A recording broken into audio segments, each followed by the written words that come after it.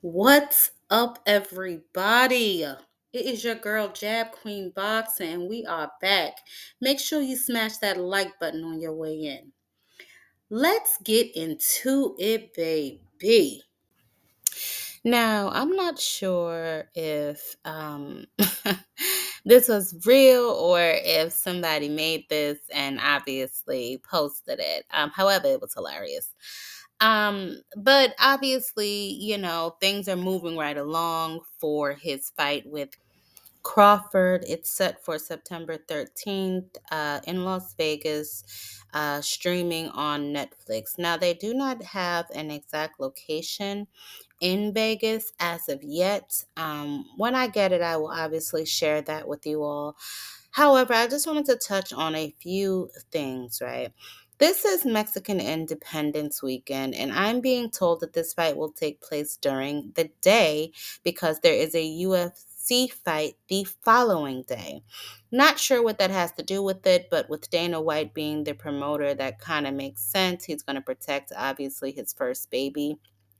Now, why Dana White is promoting this fight, I'm not exactly sure. Dana White really does not have a background in boxing, nor does Turkey Al Sheikh, which is why I'm assuming they're having so many issues locking in a venue, locking in a date, things of that nature. This fight with Crawford and Canelo, I've said several times, I'm not really interested in it. However, I will watch it and we will talk about it. The undercard, they've stated, undercard tryouts. It looks like they've gotten their first fighter, a Nishan Dev. He is an Indian contender, record 25-7. So that lets you know what's going to be going on that undercard. Never really heard of him. But he's on the undercard so far. That's what's being reported. Now, back to the matchup itself, right? Canelo versus Crawford. I've expressed, how they said it's the biggest fight in the decade, whatever, in the last year.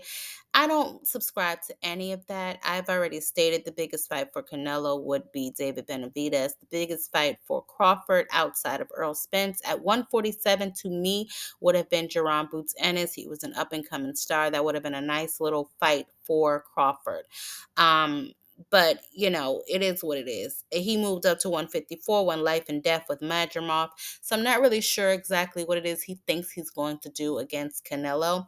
As the fight approaches, I'll go more into detail about each of their styles and what I think they will be bringing to this fight. But for now, we're just going to move on. So if you will take a look, yes, that was Shakur's Instagram, I believe it was, that he posted that. Now, he said he's not trolling. However, I think it was a sneak diss, but because Keyshawn missed weight last week, I do believe he was taking a little bit of a rib at him. We all know how Shakur give it up, so I'm not even going to elaborate on that. However, he himself has a fight coming up July 12th versus William Zepeda, so we will see if he makes weight. I am hearing that his ticket sales are on the struggle bus, so we will see how that all fares out. I may throw him a little pity and go to his fight. No, I won't. But they are on the undercard of Edgar Berlanga versus Shiraz. Also on that card, we got David Morrell, Subriel Matias, and Alberto Preo. So the undercard seems like it's going to be fire before we get to the two main events, and then we'll see how things shape up. They should be having another press conference coming up sometime soon, and then we'll cover that. Now, speaking of press conferences, yesterday obviously was the final presser for the card tomorrow, which is the Richardson Hitchins versus William with George Kambosos as the main event. I will be doing a live 2:30 p.m. tomorrow. Pull up, give me your final thoughts and fight predictions, and we have some other stuff we're going to go over as well. But during this press conference, first of all, I'm sick to death of Eddie Hearn, okay? Listen to this. Boots is moving up. I mean, that's, unfortunately after the Stanionis fight, he had his team around him, the doctors, the tests, and what they're basically saying is Boots is underperforming to his capabilities. You saw him on Fight Week. Like, it doesn't take a genius to see that it's hard work, right? And the amazing thing is he did that to Stanionis at 50% of his physical capabilities. Now, just to provide full context, this was after being asked about the fight with Teofimo Lopez. That was his response, right? And then obviously he went on to say, a lack of participation from other champions. I'm assuming he's referring to Brian Norman Jr. He said that he didn't want Boots to have a Keyshawn moment on the scale. It's best for him to just move up. He's already a 2 division world champion, things like that. So, Eddie Hearn constantly, in my opinion, throws his fighters under the bus.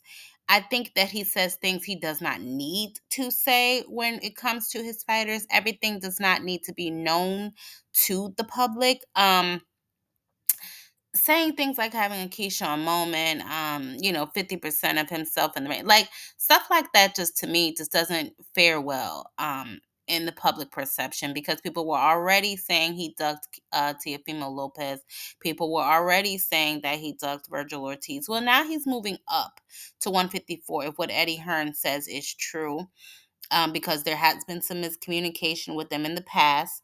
So if what Eddie's saying is true, then hopefully we will be getting a Virgil Ortiz fight soon in the future.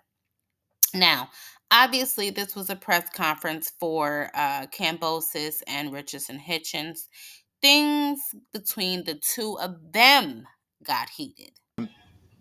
How do you win this fight on Saturday night? Dominating fashion. Like I said, Saturday night, I won't be going nowhere. I'll be right in front of him. Bill Haney want to say, don't run, get knocked the fuck out. Talks about I ain't everyone fucking else. Devin Haney. I'll be right Bill there in front of Haney. him all night, punishing this guy. I'm gonna be right there all fucking night. Oh, we ready. I worry about the whole boxing Bill world. been telling me. This whole sport is my shit. Tell him, Bill. Richardson Tell him, Hitchins Bill. here to take the Tell whole him. fucking sport He's disrespecting over. your son. And I'm gonna make an He's example out this disrespecting your pussy son. right here. He reckons. I'm gonna make an He example. put your son This out. is my Tell him, shit. Bill.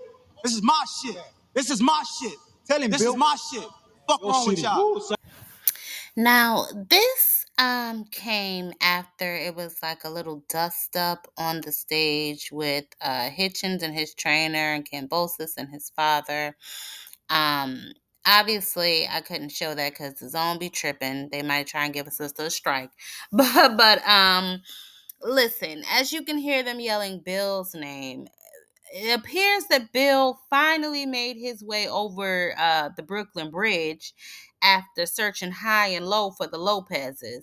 I guess he found his way to the press conference. Now, I suspect he was there for a few reasons, right? First reason, obviously, to antagonize. We know how Bill give it up. And the second reason is because, Kambosos is a former opponent of Devin's. I guess he wanted to see how he looked and, make sure his son's resume is aging fairly, which is not Bill. Instead of like spoiled milk. Now, he is, I'm pretty sure, going to be at the fight because he wants to see how Richardson Hitchins looks up against Kambosos, obviously, to, solidify his son's resume. Now, with all of that being said, I will say this. Kambosos is, I don't want to call him a gate, he's a gatekeeper. And hopefully, Richards and Hitchins can pull this off. Richards and Hitchins, honey, is extremely cocky. I don't want, okay, he is extremely confident. I won't call him cocky. I'll just say he's extremely confident in his skills and his ability. And he said that he is going to punish him. Now, obviously, we will have the weigh-in later today, and we will cover that as well. But guys, that's all I got for now. You know what to do. Catch me on a panel.